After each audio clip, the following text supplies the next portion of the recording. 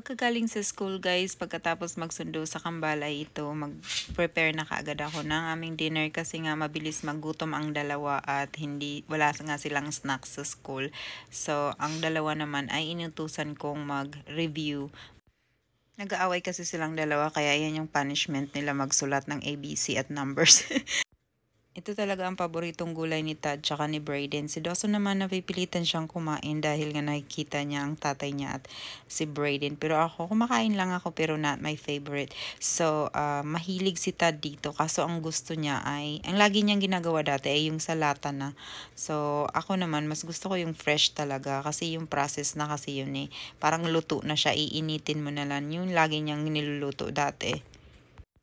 Habang niluluto ko na guys yung green beans, matagal kasi yung lumambot, ay prepare ko na ang ating steak. So, binili namin to sa Costco. Doon kami bumibili ng karne. Once a month lang kami pumupunta doon. Pero gusto ko yung kanilang steak doon kasi maano siya, makakapal. So, hinahati ko siya kaya dumadami.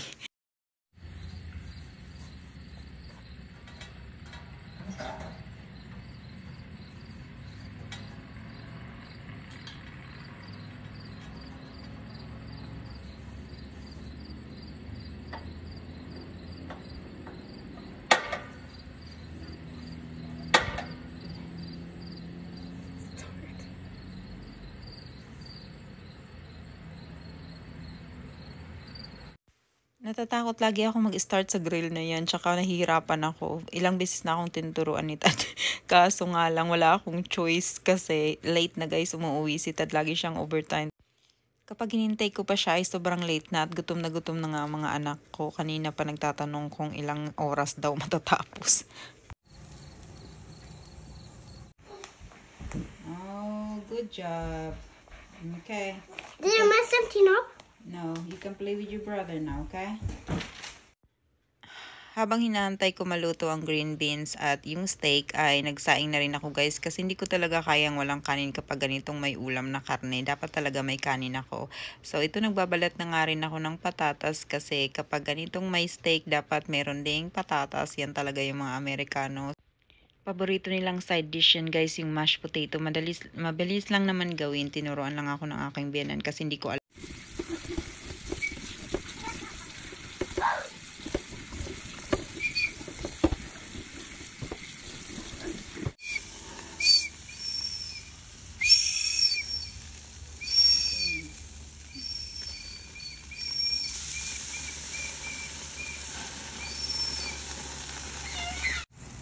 Taste muna.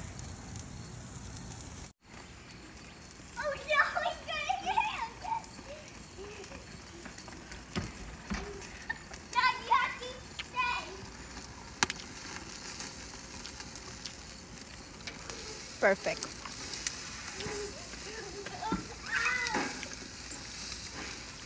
One. Just a bite. Tell me if it's good. Good. Come here. Come here. No, you try it. I don't want to. No, you're just making tampo. Come on. Dawson, you got a pink marker in your forehead. Dawson, come on. So I can finish. I want another bite. You want another bite? Let me finish this, okay? Okay. Bye. Ay, naku. Dawson, malaglag ka. Mommy, can I have another bite? I'm hungry. I said when it's done. I'm not done yet. Stop.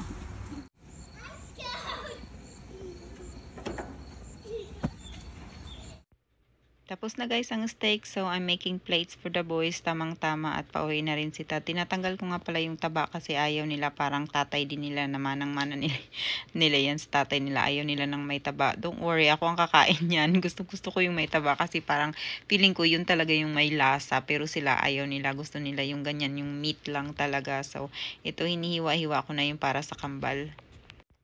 Luto na rin guys ang ating patatas at ayan, gagawa na ako ng mashed potato. Mabilis lang naman gawin to. So ito ang recipe ng aking biyanan. Iba-iba naman ang paggawa ng mashed potato. Ito ay ginaya ko lang sa kanya kasi ito na yung nakasanayan ni Tad. So gatas lang, butter, tsaka asin. Kunti-kunti lang muna hanggang sa makuha mo yung tamang timpla. Ayan, kanina pa yung nangungulit na dalawa at gutom na nga sila.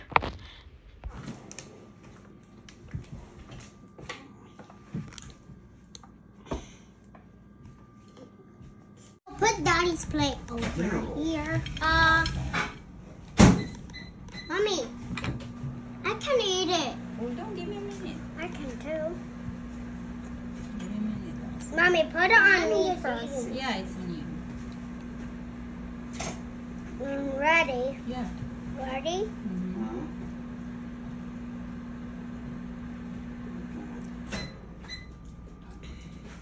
You like it?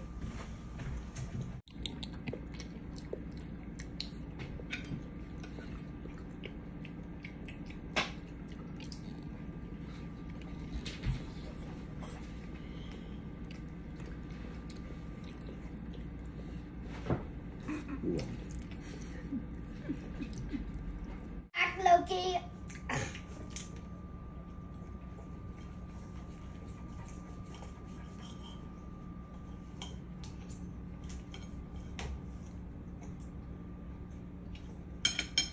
Finally, some meat and potatoes.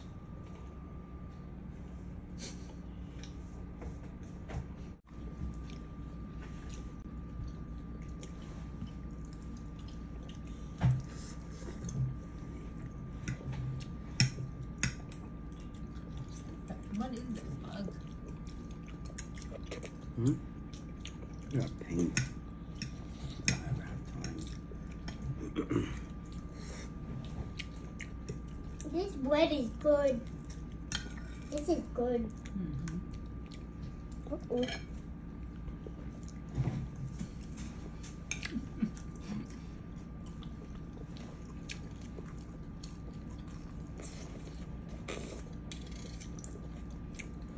Get away, Loki.